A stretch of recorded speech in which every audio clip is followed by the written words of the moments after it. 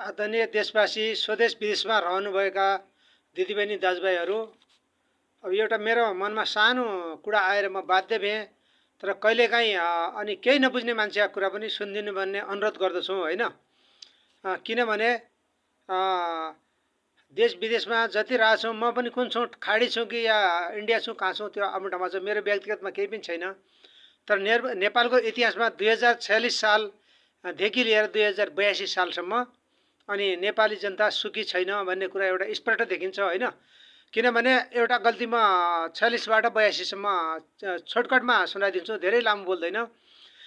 सन्तोषी धीमही असन्तोषी ब्राह्मण नष्ट भन्थे। यसको मतलब के हो भने सन्तोषी राजा भएपछि नष्ट हुन्छ, असन्तोषी ब्राह्मण भएपछि नष्ट हुन्छ भन्छन् होइन। अनि 46 सालमा आन्दोलन थिएन, राजाले छोडिदिन कारणले, अनि त्यहाँभन्दा पछाडि अनि देश बिन भयो। अनि अब त्यहाँपछि 2052 सालमा पनि केही माग ठिक थियो होला, यो सत्ता पक्षलाई सुनेन होइन, त्यहाँ पनि मान्छे दुखी भए। त्यहाँभन्दा पछि अनि 2063को भीषण आन्दोलन भयो होइन, परिवर्तन भयो। अनि सबै लाग्यौँ, एक दललाई दियौँ मत, केही लागेन। अनि 2072मा अनुकूल अनि जो शक्तिशाली मान्छेको हिसाबमा पनि संविधान बन्यो। त्यही संविधानलाई अनि अझै पीडित भए मान्छे 72देखि 82सम्म हेर्नुहोस्, 2072देखि 82 सालको संविधान हेर्नुहोस्। अनि त्यहाँ अनि तल्लो वर्ग सबै पीडित छ, मुल्लो वर्ग मात्रै सुखी छ होइन। अब 42 सालमा बच्चाले पनि आन्दोलन गरे। बच्चाले जो तपाईँको अहिलेसम्म बुझेकै छैन ती बच्चाले पनि आन्दोलन गरे होइन। बच्चामा आन्दोलन गरे, बच्चा आन्दोलनमा सक्षम हुन्न भने नेपालीको भविष्य भएन। अझै अब आजको दिन पनि म के देख्दैछु भने पुराना पार्टी कार्यालयहरू स्थापना गर्ने, अनुहारहरू पुरानै आउने, अनि रेडी घुमिकन यो संविधानले त्यही भन्छ, यिनी पार्टीले राख भन्छ। यो संविधानको केही धारा नसुधारेसम्म नेपालीहरू सुखी हुँदैनन् होइन।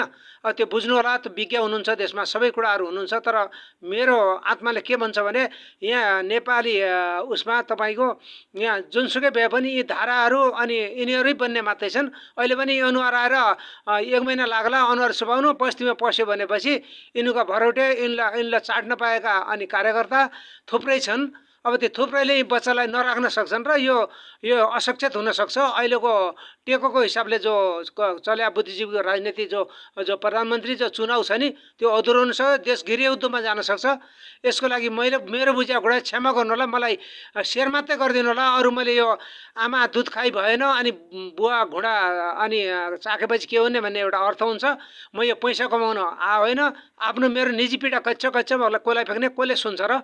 कसले सुन्ने? एक मालपोत कार्यालय गयो भनेपछि जसको 5000 छ 1 घन्टामा काम हुन्छ, गरिब जनता 5 दिनसम्म झुडा पर्छन्। यहाँ तपाईँको नेतादेखि लिएर यिनले नियुक्ति गरेका सम्पूर्णमा भ्रष्टाचार छ। त्यो भ्रष्टाचारको पैसा झिक्ने हो भने देश 1 मिनटमा अनि शक्तिशाली बन्छ। यो बच्चाको आन्दोलनलाई पीडित नगर्नु होला, त्यो खुनको अपमान नगर्नु होला। सबै नेपाली लाग्नुहोस्, सबै नेपाली लाग्नु, विदेशीलाई पनि आह्वान गर्नुहोस्। यी बच्चाको जो बगेको खुन छ, 72-51 जना भन्छन्, त्यहाँ ठ्याक्कै थाहा छैन।